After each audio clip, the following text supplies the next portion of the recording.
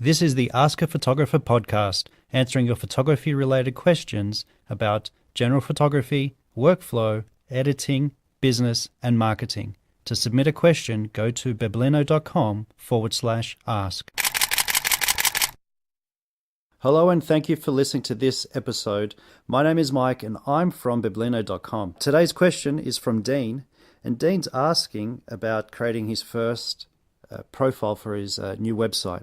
And he's asking, I'm looking to a career in photography. I need to build an online portfolio to attract future customers. Street photography, family portraits, and headshots are my interests. What are your thoughts on hiring models versus real people?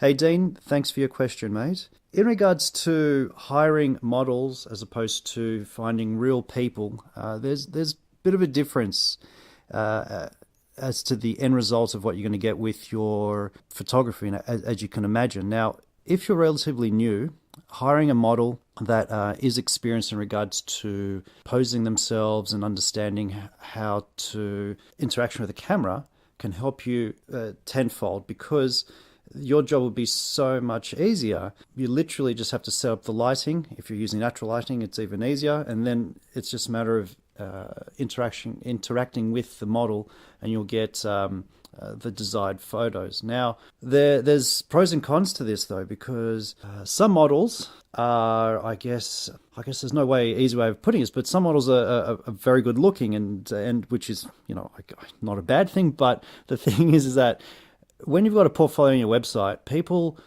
like to see themselves, especially in portrait photography or family photography. They want to be able to picture themselves in your photos. Otherwise, they may not be able to relate to your photography. So if, say, for instance, some of the poses look a little bit too posed, like in what we'd see in a magazine, they may get put off with that. So that's just something to think about. Also, when some people do family portraits, they're not perfect, so, so they're not really perfect, in the sense that, there's giggles and laughter and sometimes the posing is not 100%, but, the facial expressions and reactions is what, parents and people see themselves, do they look good in that sense? So that's just something to think about. There's nothing wrong with using professional models. I've done it a few times in my early career, and what I did learn when I first was transitioning from sports photography to portraits and family portraits and weddings, and it really helped me to try to understand good posing was. Now, mind you, the few times that I did hire a model, I didn't learn everything, but I could see the difference of what somebody that knew what they were doing compared to somebody that, say, was like a family that was going to get their first portrait session with you, or even if it was their second, it's a worlds apart. So just keep that in mind, that hiring a model may give you a false sense of security, because they will make your job a lot easier, and that's what I found. And when I edited the photos, the model knew how to direct her face towards the camera, and how to move her body in a pleasing way. So it meant that the photos turned out spectacular. Actually, they were really, really good.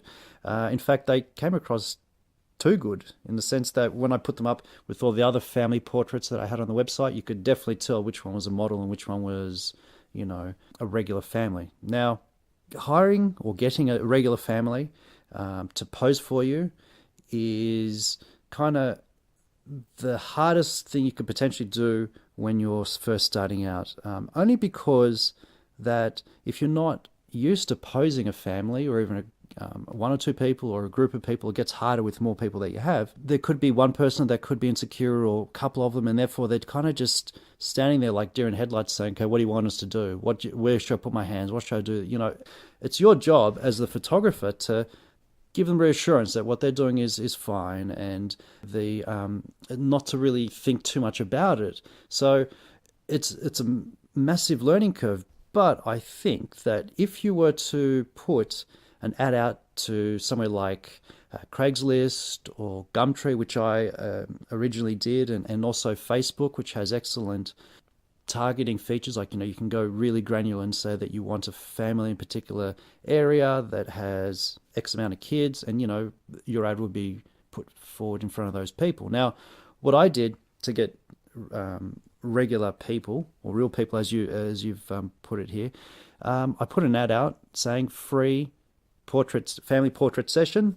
Your time for X amount of images. Actually, I didn't even put the amount of images. I just said your time for the edited photos. And in return, I'd like to be able to use your photos and your likeness to advertise my website. Now, I got quite a fair few people call up, and I could actually weed out the people that I did and did not want, because it's important that when you're doing your portfolio, you photograph to what you want to photograph. People want to bring their cars, they wanted to bring animals, which can lead into interesting portrait sessions. But at the end of the day, if you're after a particular type of photography that you want to concentrate, you're not going to be happy with the photos that you get if you let the clientele tell you what you want. In this case, when you're building your portfolio, because since you're giving something away for free, they're getting something for free, and also you're allowing to use their photos, you should be able to control how the session's going to go. Okay, don't be pressured into saying, someone wants to bring their 2 or 3 dogs when you've never photographed a dog. Do at least a couple of sessions before you venture into that, so you can understand a little bit about posing. And the thing about posing families is you've got to keep it as natural as possible, because if you try to pose them too much, then they think about it too much. And what will happen is the first 10 or 15 minutes, the sessions, they're going to be quite nervous.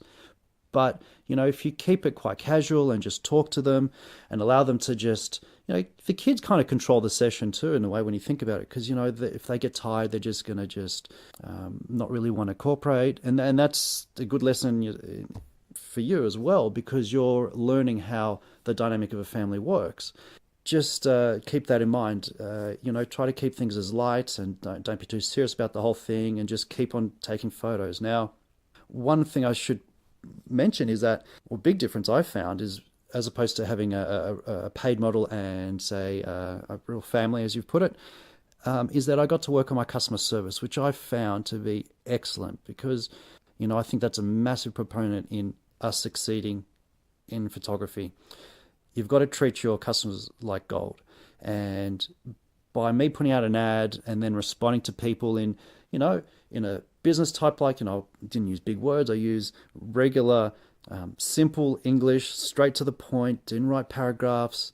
But I created templates from this, and that started the foundation of me creating many templates, which I use now, 12 years on, into my business. So that's a good learning curve, because some people may want a certain elements in their portrait session, and you may not be ready to give it to them, and you have to be able to decline that off, or if you don't want to decline it, maybe persuade them other ways. So just keep that in mind. Now, with the portfolios in general, you should try to get critique from someone that's not a family member, somebody that'll give you honest critique that would shock you.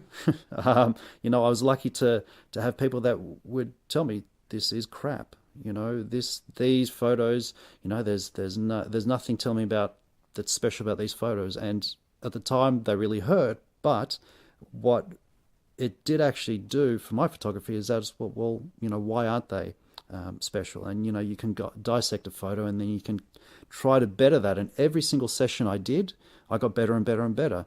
Do remember the first couple of paid model sessions, that it was really easy for me. I got these really excellent photos. And then when I did my first session with a family, now this is all free. These are all free sessions, and I do recommend that you give the digital files away for free, considering what you're actually asking from them. And what it was, the first session was terrible. I had a family that I think it was 8 people. And they the kids just ran rings around me. They absolutely controlled everything. I had no control whatsoever, and that was a massive learning curve. What I should have done is start with one person or 2 people that had no experience, and then progress from there. But that was a lesson learned, and from that lesson, I knew that working with young kids, I had to be on their side quickly, and giving them something like stickers at the end. Don't give chocolates or anything like that, because the parents may object. But stickers, kids for some reason love stickers. Give them Band-Aids and they treat them like stickers. It's amazing. But and there were a couple of sessions that I did do for free that I got from Facebook, I believe. The some of the people, they just were very self-conscious and they wanted to get into modeling. And to be quite honest, I was not the person best suited to photograph at that time. This is going a few years back now. And, I could only use like one photo from those two sessions, which at the time I felt quite disappointed, but a massive learning curve. And I think I'm a much better photographer now in the sense that I can pick up where people are nervous or they're negative in their thinking and snap them out of it and change the subject and go on to something else and make them laugh, and that's another thing.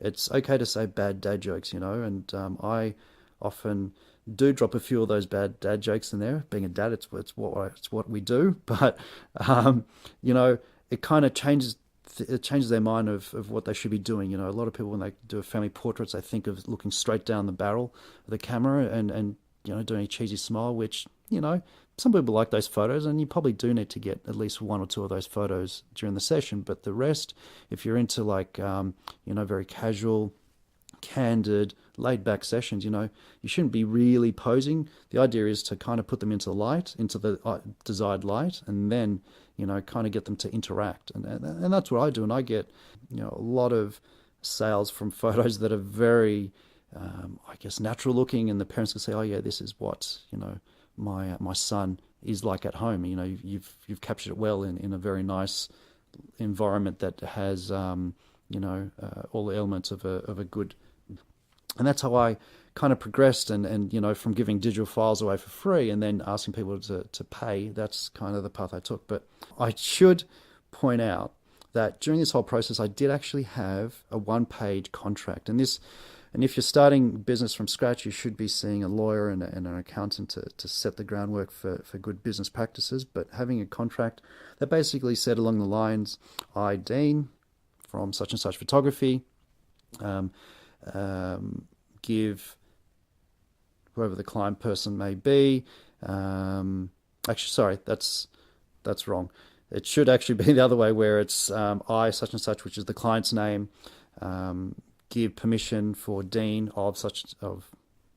Dean Photography, whatever it may be, to use my photos and my likeness to advertise his business, and in return, he will give me the edited digital files. And something simple as that is all it's really needed. They can sign that, and basically that's your model release. Now, you probably should be specific as to what you're going to use it for. Things like, advertising your business, using it as a portfolio, ads. Because don't forget, advertising your business could be perceived as putting ads, but I've told people that I'm just going to use it for using albums, which is, I did specific shoots just to create family albums, which work quite well. So you need to be specific, and I don't think you should put a limit as to how many photos you give them. They're doing this out of the kindness of their heart. I know they're getting something in return, but don't give them one photo or two photos. Practice your editing. This is a good time to not go stupidly crazy and do weird filters. I mean, hey, if that's your thing, that's fine. But keep it simple. You'll be able to work on your workflow, and things will go a lot smoother from there. Now, I did notice that you've got street photography, family portraits, and headshots that are your interests. Just a couple of things, right? The thing is, headshots and family portraits are very, well, they're not the same, but they're kind of along the realm of a portrait, right? Whereas street photography is slightly different. It could have different elements. Could have people. Could have portraits of people within the street, or it could be just passers-by, and you incorporate buildings and so on and so forth. So what I recommend, if you want to include all these on your website, I would put a separate section for family portraits, a separate one for headshots, right? And then a third section which might be personal work, and have your street photography in there. And for your street photography, being there, it kind of shows that you do a whole gamut of photography. And you don't necessarily have to do that, but this is just something to think about, because I've received a lot of business where a good example would be when I did a lot of club photography, meaning that I would photograph the kids playing sport and later sell it to the newspapers. I would receive requests from different clubs in the league that would say, oh, we'd like you to do our headshots, we'd like you to do our team photos, I would like you to come and do our presentation night. So from them seeing the fact that I understand the industry or even the area of photography, they could see that the photos are well exposed and cropped. It's pleasing to their eye, and then they would actually hire me for other type of work that is not really related when you think about it. Photographing sweaty athletes compared to a team photo, is huge difference. Huge difference. So that's just something to think about. And you will probably receive requests to do some weird and wonderful photography, from your portfolio. And there's nothing to be worried about that. It's up to you if you want to take that type of work on. So there you go, Dean. I hope the information that I've given you helps you along the way. And if you do have any further questions, please, by all means, send an email to me. I'll be happy to answer any further questions. And if anybody else wanted to get their question featured like Dean has here on the show, you're more than welcome to go to biblino.com/ask, and you will receive a free template and preset pack for Lightroom.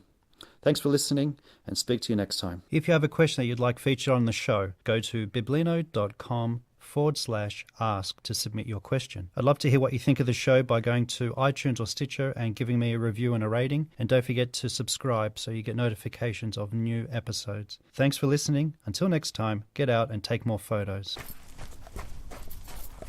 Oh, look, it's a cat in front of a sunset.